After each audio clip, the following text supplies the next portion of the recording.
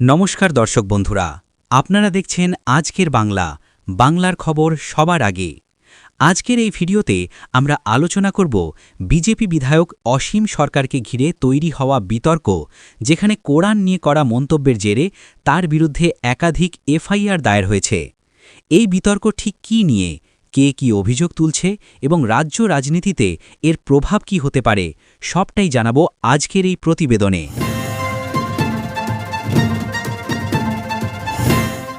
মূল ঘটনা কি? সম্প্রতি পশ্চিমবঙ্গের হরিণঘাটার বিজেপি বিধায়ক অসীম সরকার একটি মন্তব্য করেন, যাকে কেন্দ্র করে ধর্মীয় অনুভূতিতে আঘাতের অভিযোগ ওঠে।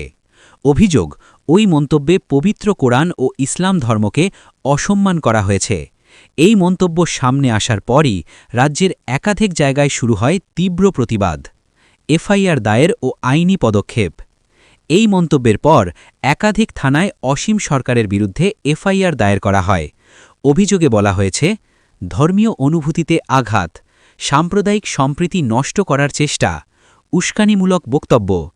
পুলিশ সূত্রে খবর, ঘটনার তদন্ত শুরু হয়েছে এবং পুরো বিষয়টি খতিয়ে দেখা হচ্ছে। এই ঘটনাকে ঘিরে তীব্র প্রতিক্রিয়া জানিয়েছে তৃণমূল কংগ্রেস ও বাম দলগুলি। বিরোধীদের অভিযোগ, একজন জনপ্রতিনিধির কাছ থেকে এ ধরনের মন্তব্য অত্যন্ত দায়িত্বজ্ঞানহীন। এতে সমাজে বিভাজন তৈরি হতে পারে। কিছু রাজনৈতিক মহল থেকে অসীম সরকারের বিধায়ক পদ খারিজের দাবিও তোলা হয়েছে। অন্যদিকে এই অভিযোগ সম্পূর্ণভাবে অস্বীকার করেছেন অসীম সরকার। তার বক্তব্য, আমার মন্তব্য বিকৃত করে প্রচার করা হচ্ছে। আমি কোনো ধর্ম বা ধর্মগ্রন্থকে অসম্মান করিনি। এমনকি তিনি দাবি করেছেন, এই বিতর্কের পর থেকে তিনি প্রাণনাশের হুমকিও পাচ্ছেন এবং সেই নিয়ে নিজেও থানার অভিযোগ দায়ের করেছেন।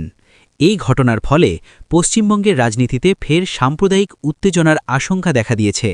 বিশেষজ্ঞদের মতে, আসন্ন রাজনৈতিক কর্মসূচি, ভোটের আবহ, সামাজিক মাধ্যমে ভুল তথ্যের ছড়াছড়ি, সব মিলিয়ে পরিস্থিতি আরও সংবেদনশীল হয়ে উঠছে।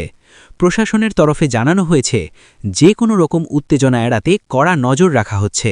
সব মিলিয়ে বলা যায়, কোরআন নিয়ে মন্তব্য ঘিরে তৈরি হওয়া এই বিতর্ক এখন শুধু আইনি নয়, রাজনৈতিক ও সামাজিক দিক থেকেও অত্যন্ত সংবেদনশীল।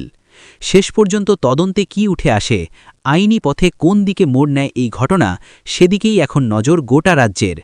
এই ধরনের আরও গুরুত্বপূর্ণ ও নিরপেক্ষ খবর পেতে লাইক করুন, শেয়ার করুন এবং সাবস্ক্রাইব করুন আজকের বাংলা চ্যানেল। আবার দেখা হবে পরের খবরে। বাংলার খবর সবার আগে।